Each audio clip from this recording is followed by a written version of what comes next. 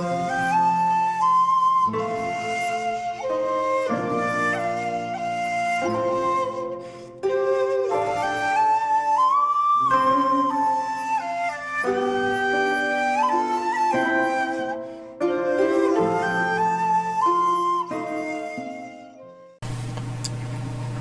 there, this is Solitary Ronin from Solitary Ronin Films, and welcome to another random review. Today's random review is from 1941, and it's High Sierra, directed by Raoul Walsh, starring Ida Lupino and Humphrey Bogart. And you will notice that Lupino is actually top billed, because it's hard to think of a time where Bogart wasn't top billing, but he wasn't in 1941, even though another film directed by the co-writer of High Sierra, John Huston, which would also be released in 1941, would catapult Bogart into top billing generally. This is a fascinating film. This is a Criterion spy number 1099. It's a 2-discer. This is a Blu-ray. This is just a region A. For some reason it doesn't have a region B. Friend of the channel, Roger Kirby, did a much better review than I'm about to do. So if you go over to his channel and give him support and best wishes. So as I said, this is Bogart not top billed, and this is Bogart playing an older gangster who gets a pardon and is released from prison. He was 42 at the time of filming this, so they've greyed up the sides of his hair to make him look a bit older, and he's sent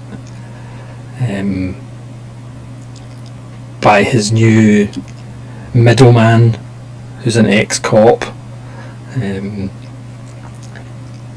out to California to do a job in a resort town.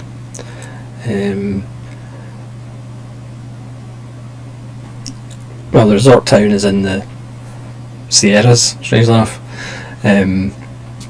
but the boss is in California, who's dying. And he's given these 3 characters to help him do the job: Ida Lupino, Arthur Kennedy, and another guy. And these 3 are young and hot-headed and short-tempered, and Bogart is there as the veteran presence to kind of iron them out. There's another thread. Bogart almost gets run off the road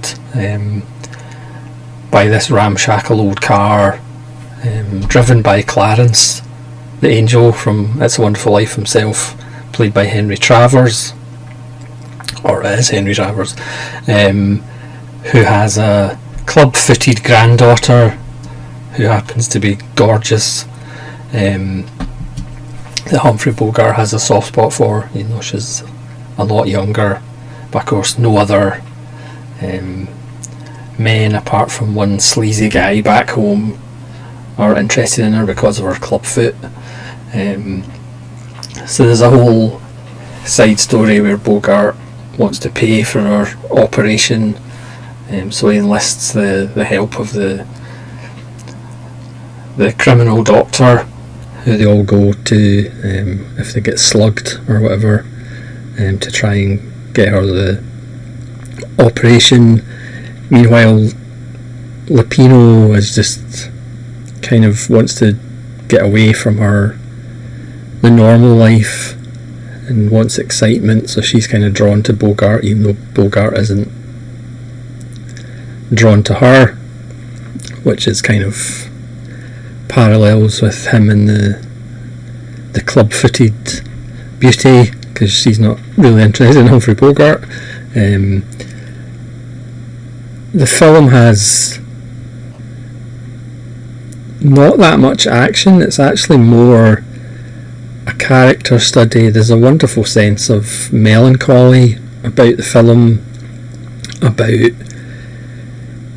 you know, the good old times and now modern times. In 1941, the rackets aren't what they used to be. You know, the criminals aren't the same kind of class they used to be.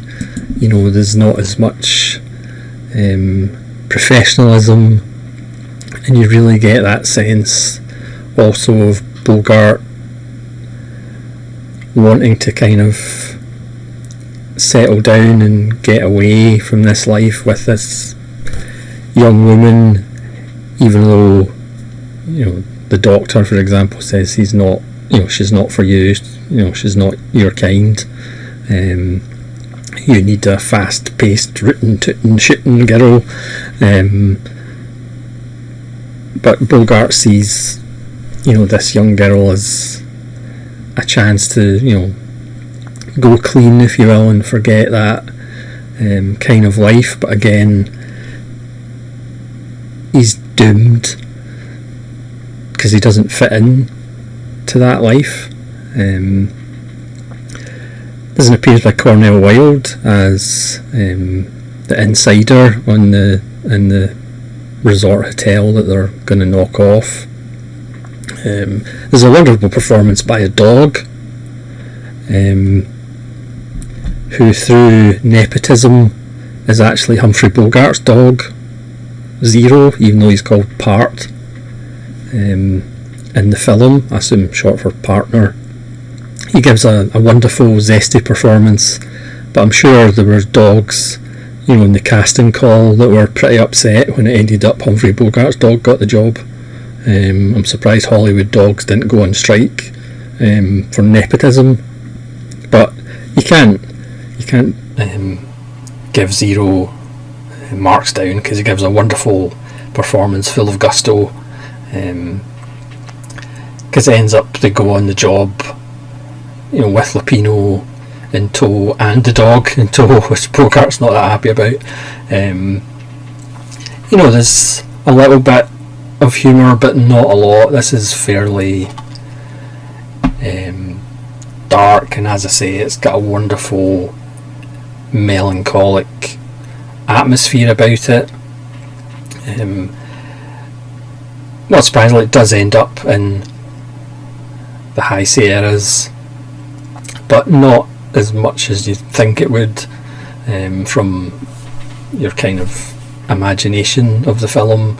And as I said, there's not a lot of action. It's more the clash between these younger hoods, Arthur Kennedy and the other guy, I can't remember his name, he's not as famous as Arthur Kennedy.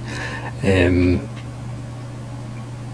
know, and Bogart perhaps sees himself when he was a lot younger in these guys, but he knows that, you know, they're not going to last long if they keep going that way. It's just a wonderful film. Yeah, again, Bogart is fascinating because he was always Bogart, but he was obviously an icon. And there's just something about his films that, you know, we'll be watching Bogart films for as long as we're about. I said co-written by John Huston with W.R. Burnett, who wrote the novel. I said Ida Lupino is top billed. She was 23 at the time, and she gives a fantastic performance as always. As I said, as a woman who wants to escape perhaps the normal trappings that women in those days would have, of get married, have kids, stay in the kitchen. But again, that's not a long-term future, hitching up with Humphrey Bogart. There is a performance I can't actually remember his name, but it's one of the African American actors who specialised in comedy roles. It's Willie Best who plays Algernon. So there's lots of kind of eye rolling and mouth agape. I mean, the characters don't treat him badly, but obviously it is one of those 40s and 50s and 1930s for that matter. When you see a black character, you do kind of go, how are they going to be treated and portrayed? And he is there for the comedy, I guess. But again, the actual characters in the film don't treat him badly, and they don't treat him as a joke, but he is there for entertainment, which is a little bit hasn't aged that well, let's say. But apart from that, it's absolutely fantastic. It is a kind of jet black film, I guess, with grey bits at the side, just like Humphrey Bogart's hair. As I said, this is a 2-disc edition. It's absolutely stacked. It's a 4K restoration. It looks fantastic. It includes another film, Colorado Territory, which is Raoul Walsh's 1949 Western remake of High Sierra, which I haven't actually watched. There's a new conversation on Walsh between film programmer Dave Kerr and critic Farron Smith Nehemi. There's a True Adventures of Raoul Walsh, a 2019 documentary by Marilyn Ann Moss. Curtains for Roy Earle, a 2003 featurette on the making of High Sierra. Bogart, Here's Looking at You Kid, a 1997 documentary from the South Bank show in the UK. There's a new interview with film and media historian Miriam J. Petty about actor Willie Best. New video essay featuring excerpts from 1976 AFI interview with novelist and screenwriter W.R. Burnett. There's a radio adaptation of High Sierra from 1944, and there's also trailers. So I will have to remember Colorado Territory is in this, and I'll actually have to give it a watch.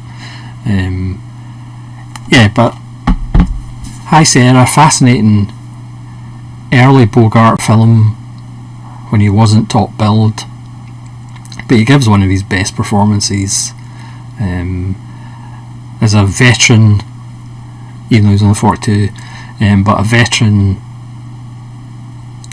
bank robber or crook who is in a new world with new hoods, and is desperately trying to escape, desperately projecting himself into this other clean life, but you know he's got no chance of actually being a member of that clean life. Yeah, great little film. I mean, you've got Bogart and Lupino, and Zero the dog. So thanks so much for watching. Please let me know if you've seen High Sierra and what you think of it, and hopefully you'll join me again for more random reviews. This is Solitary Ronin from Solitary Ronin Films, saying farewell.